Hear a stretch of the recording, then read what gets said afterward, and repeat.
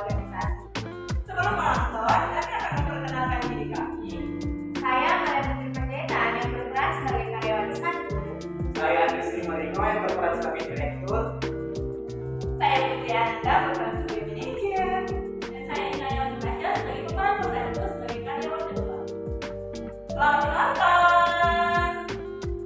Seperti yang kita ketahui, di dalam sebuah organisasi pasti memiliki yang namanya problematika. Sebagian besar masalah organisasi saat ini bukanlah bakat, melainkan kurangnya jiwa kepemimpinan di dalam diri seseorang. Berikut adalah cuplikan contoh problematika di dalam sebuah organisasi. Pada suatu pagi, diadakan rapat dadakan di sebuah perusahaan X oleh direktur untuk manajer. Selamat pagi. Pagi Pak. Maaf membuat jadwal rapat mendadak pada hari ini.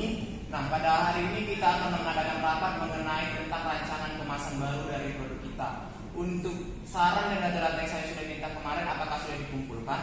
Maaf Pak, terkait hal itu kami belum menyelesaikannya. Tapi saya nanti coba koordinasi dengan bagian penanggung jawab kemasan apakah mereka sudah menyelesaikannya atau belum. Loh, kalian ini bagaimana sih?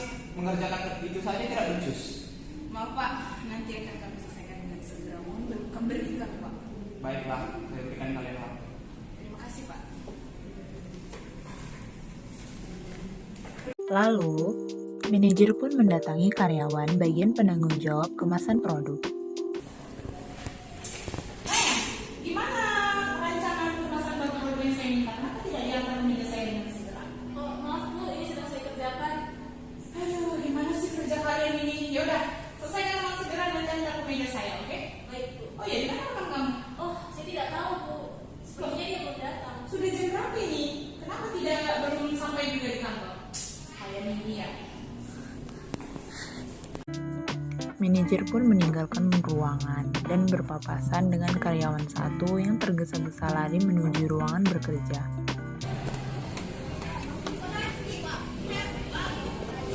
Datang juga kamu ya?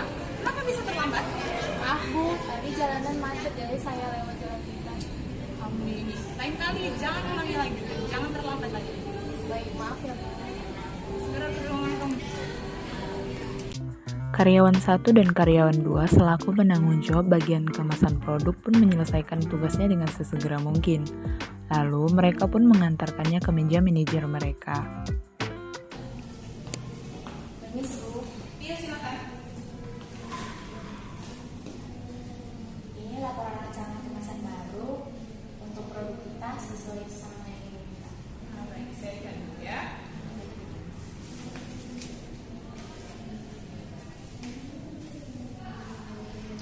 Ini gimana sih?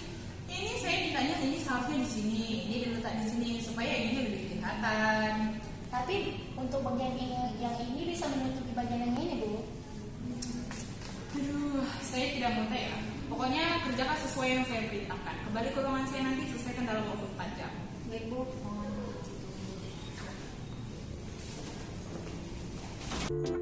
Setelah itu karyawan satu pun meninggalkan ruang manajer dan melakukan revisi terhadap laporannya. Setelah 5 jam kemudian, karyawan satu kembali lagi ke ruangan manajer dengan membawa laporan yang sudah direvisi. Permisi Bu, Silakan. ini revisi laporan sesuai yang diminta. Baik, saya cek dulu ya. Kenapa lama sekali? Saya bilang kan 4 jam. Saya tunggu sudah 5 jam baru kamu antar ke meja saya. Maaf Bu, tadi ada sedikit masalah saat pengerjaannya. Saya cek dulu ya. Ya, sudah bagus. Seperti yang saya minta. Yaudah saya terima. Terima kasih ya. Kembali ke ruang. Baik Bu, terima kasih.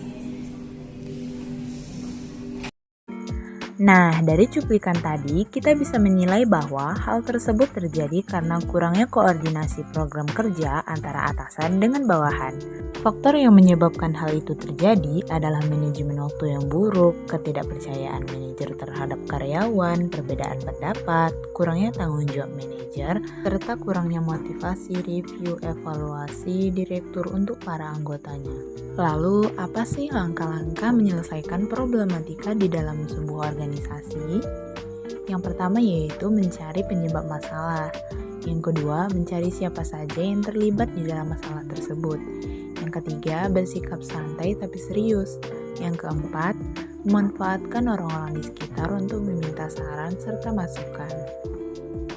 Dengan problematika yang sering terjadi, kita dapat mempelajari beberapa hal, yaitu sebagai pemimpin atau anggota, kita harus mau menerima masukan dari orang lain dan berani untuk menerima jika pendapat kita atau ide kita ditolak oleh orang lain.